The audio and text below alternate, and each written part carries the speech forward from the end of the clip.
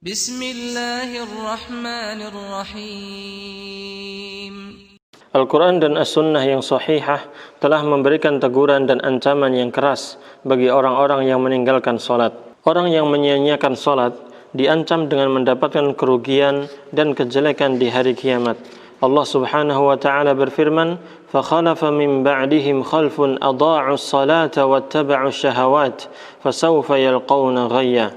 Maka datanglah sesudah mereka generasi pengganti yang jelek yang menyia-nyiakan salat dan memperturutkan hawa nafsunya, maka kelak mereka itu akan menemui kesesatan. Al-Quran Surat Maryam ayat 59. Dalam ayat ini Allah Subhanahu wa ta'ala menjelaskan bahwa orang-orang yang menyia-nyiakan salat kelak akan mendapatkan kerugian dan kejelekan di hari kiamat. Ada yang berpendapat bahwa lafaz ghayyan dalam ayat ini bermakna lembah di neraka jahanam yang sangat dalam dan rasanya sangat pedih yang disediakan bagi orang yang menyia-nyiakan salat dan mengikuti hawa nafsunya. Orang yang meninggalkan salat diancam tidak bisa sujud pada saat manusia bersujud di hadapan Allah di hari kiamat.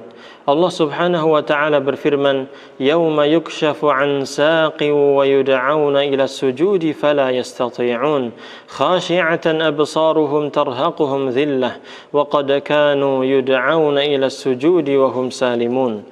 Pada hari betis disingkapkan dan mereka dipanggil untuk bersujud, maka mereka tidak mampu untuk bersujud dalam keadaan pandangan mereka tunduk ke bawah dan mereka diliputi kehinaan. Dan sesungguhnya mereka dahulu di dunia ketika diseru untuk bersujud waktu mereka sehat, tetapi mereka tidak melakukannya.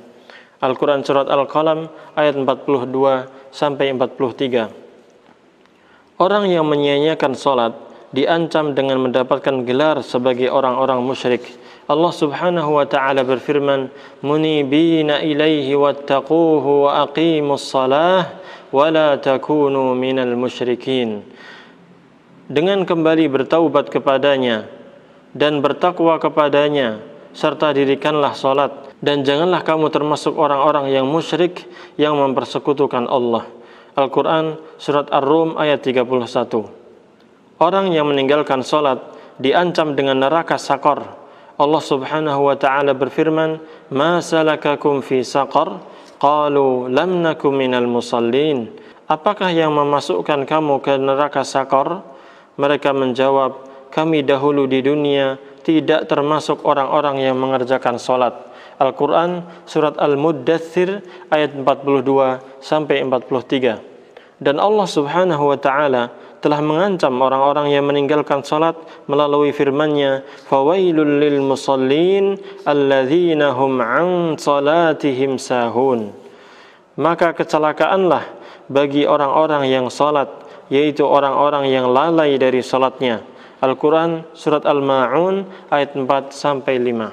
Yang dimaksud dengan kata as-sahun berarti menunda-nunda untuk mengerjakan salat hingga waktunya berlalu. Orang yang meninggalkan salat diancam dengan hukuman bunuh, sebagaimana dikatakan oleh Sufyan Ats-Tsauri, Al-Auza'i, Ibnul Mubarak, Hammad bin Zaid, Waqi' bin Al-Jarrah, Malik bin Anas, Asy-Syafi'i, dan Ahmad bin Hanbal rahimahumullahu ta'ala. Kemudian mereka para ulama tersebut berselisih tentang bagaimana cara membunuh orang yang telah meninggalkan salat. Silakan lihat dalam kitab As-Salatu wa Hukmu Tarikiha halaman 29-30 karya Imam Ibnul Qayyim rahimahullahu ta'ala.